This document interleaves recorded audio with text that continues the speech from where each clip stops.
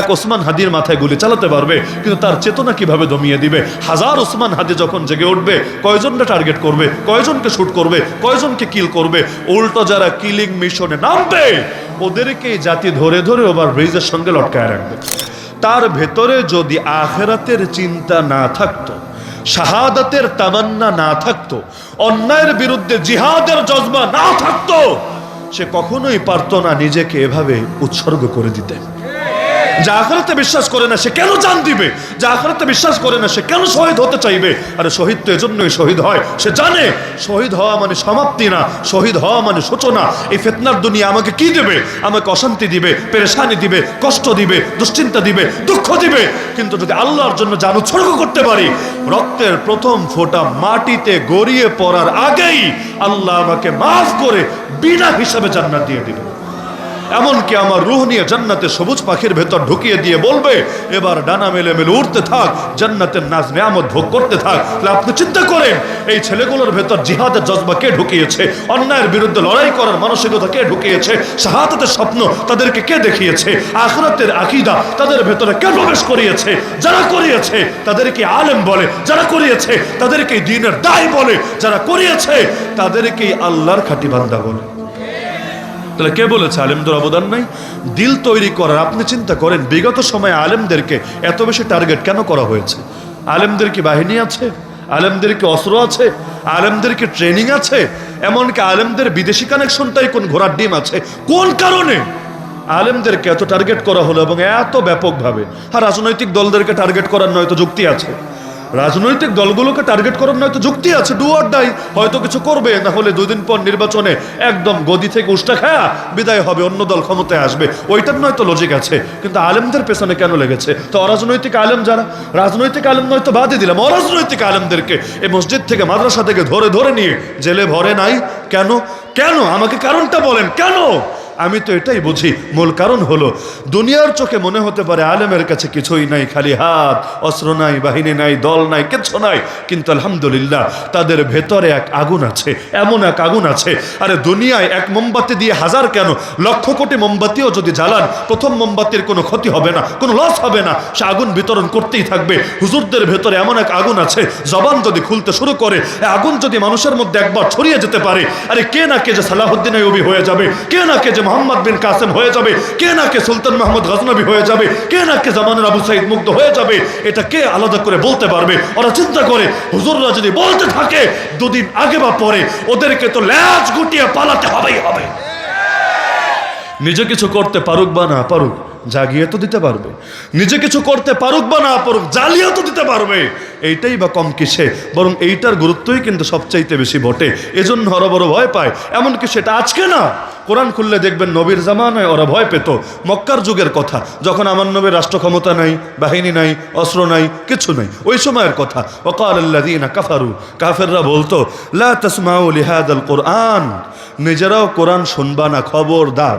কর্মীদেরকে বলে দিত। এখনো যেমন বলে না, ওই হুজুরের ওয়াজে যাবি না, খবরদার, ওই রকম তোমরা কোরআন শুনবা না, ওয়ালগাও ফিহি, কোরআন শুনতেও দিবা না। যেখানে কোরআনের তেলাওয়াত হবে, কোরআনের আলোচনা হবে, গিয়ে একটা গিরিঙ্গি লাগাবা, একটা হট্টগোল লাগাবা, একটা দাঙ্গা বাঁধাবা। এই যুগের ভাষায় বললে 144 জারি করাবা। তাহলে কি হবে? লাআল্লাকুম তাগলিবুন, আশা করা যায় তোমরা বিজয়ী হতে পারবা। অবাক কথা, কোরআন যদি না শোনে, শুনতেও না দেয়, বিজয়ী হবে কিভাবে? কথাটা বোঝেন, মক্কার যুগের কথা। যদি মক্কাবাসী কোরআন না শোনে এবং কাউকে শুনতেও না দেয়, তাহলে আবু জাহালদের মিশন কামিয়াব হবে কিভাবে?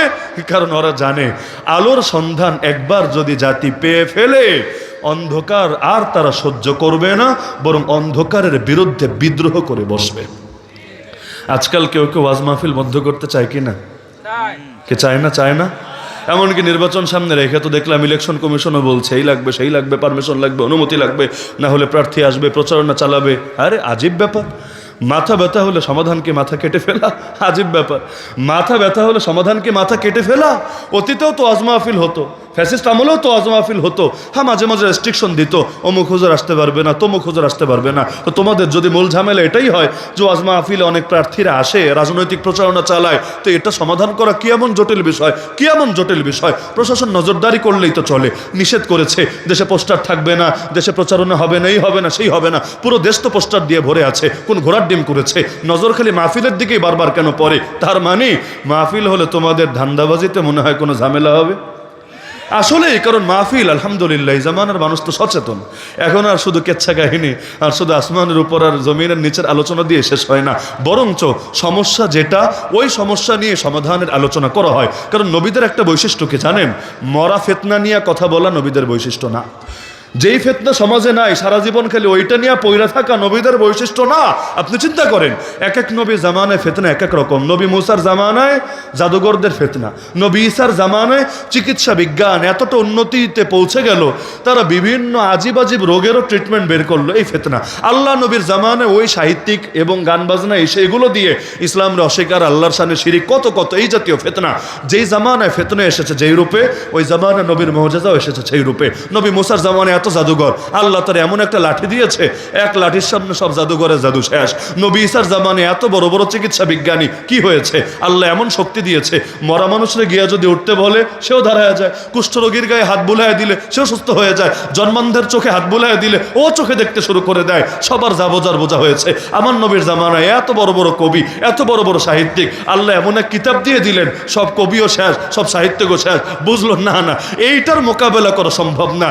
এমন কোন রচনা পৃথিবীর কোন মানুষের পক্ষে কোনোদিন আনাই সম্ভব না। তো এক এক জামানে এক এক মুজিজা কেন? এক এক জামানে এক এক মুজিজা কেন? কারণ ফিতনা আসবে যেদিক থেকে, মোকাবেলাও হবে সেদিক থেকে। তো এই জামানায় ফিতনা যদি আসে একদিক থেকে, আর হুজুরদেরকে বলেন হুজুর খালি মরা কেচ্ছা কাহিনী বলেন, আগের জামানার আলোচনা করেন। আরে আমাদের ইমামরা কি লিখে গিয়েছেন জানেন? কোন দেশে যদি তালাকের সমস্যা না থাকে, সুদের সমস্যা থাকে, মানে ওইখানে সবাই ধুমায়া সুদ খায়, কিন্তু বউরা তালাক দিয়ে আবার এর লগে সংসার করে, এই ঝামেলা হয় না, সুদ খায়। কিন্তু ওইখানের হুজুররা যদি খালি সারাদিন বিয়া তালাক বিয়া তালাক বিয়া তালাক নিয়ে ওয়াজ করে বেড়ায়, তারা ইলমের সঙ্গে এবং জাতির সঙ্গে খেয়ানত করলো, এবং আল্লাহর কাছে এই খেয়ানতের জন্য তাদেরকে জবাবদিহি করতে হবে। তাহলে এই কথার সাথে বর্তমানের মিল আছে কি না? আছে কি না?